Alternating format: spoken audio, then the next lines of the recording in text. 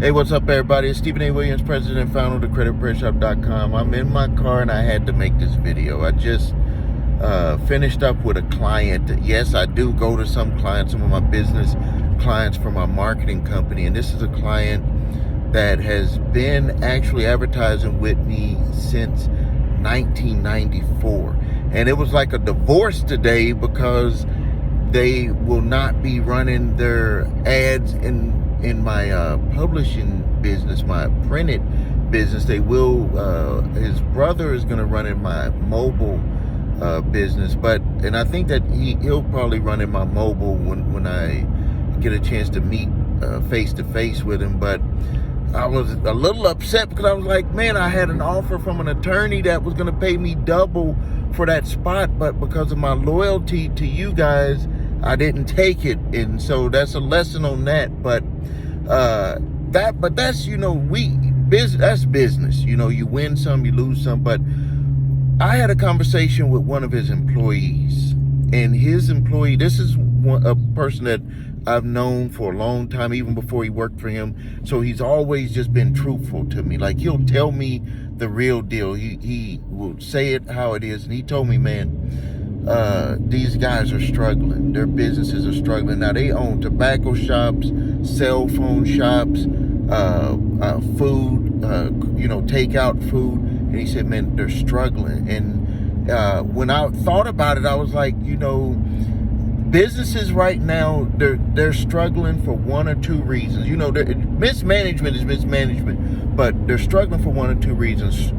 Reason number one is because during COVID, a lot of these types of businesses really blew up and they overextended themselves, got loans, and they're struggling with the payments on those loans, or they're struggling with business because the business is down. He said legitimate. He said, no lying, Steve, business is down 50%.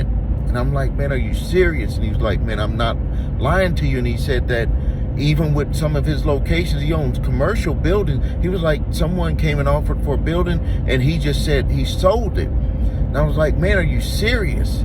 And then the other reason why businesses are struggling is what happened to me with my publishing business, is that just the way of business changed.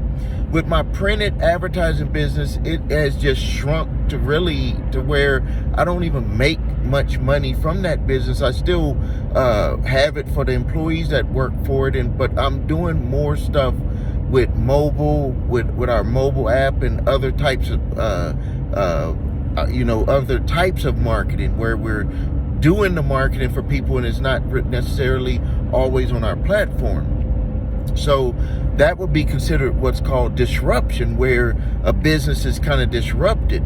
And what has happened with even their types of businesses, with the disruption that has hurt their businesses with the food, is that he's like, man, when you look at like when Uber Eats and all of these different apps that bring, people can buy food and they pick it up and take it. He's like, when they do the numbers on that, they're not making money. Like, those apps are making the money. They're not making the money because they have to have the employees. They got to make the food. They got to store the food. They got the buildings. They got to cook it, all of that stuff. So in a way, they're being disrupted, even though they're not taking away their business per se. They're taking away their profit. And then for businesses like mine, where we just got totally disrupted by the different platforms, where people were like, hey, I want to do my own advertising. I don't want to have you guys do it. And so I had to kind of make my business, transform my business to work a different way. And, but that's just what's happening with companies that are out there right now. I even see this with corporations. I work with Boost Mobile.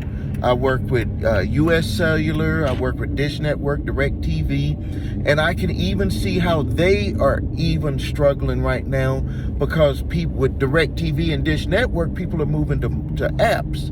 That's why DirecTV was acquired by AT&T, because AT&T wanted to basically use the DirecTV platform to get their information out there, to get their apps out there. They wanted to have some type of a platform to run that on. Dish Network is just truly struggling. Like it's, it's just struggling. So really my advice for anyone right now is that you gotta figure out some way to make money on the side, to get some sort of business, because you don't want to be left out there when if your company is struggling, or you just never know what might happen. And that's why I did make another channel. It's called Making Money with Stephen A. Williams, where I want to teach people how they can, start something on the side to where they can make money, so they don't, fall with what's going on with a lot of these companies. And that gentleman that I spoke about also, that told me about my friend's businesses, he said that they've let a lot of people go. That they've literally let a lot of people go working at their place. And they were having a lot of cheap labor, because a lot of the people in their businesses working, they're immigrants from overseas. So they were, in a way, able to take advantage of them by having them work cheap. So this is a serious situation, but I think that if people are motivated and they're able to, be creative, and don't get scared, just figure out what's making money now, and get into it, and get into something that you love to do, that you will see that you will have an opportunity to be able to see your way through it.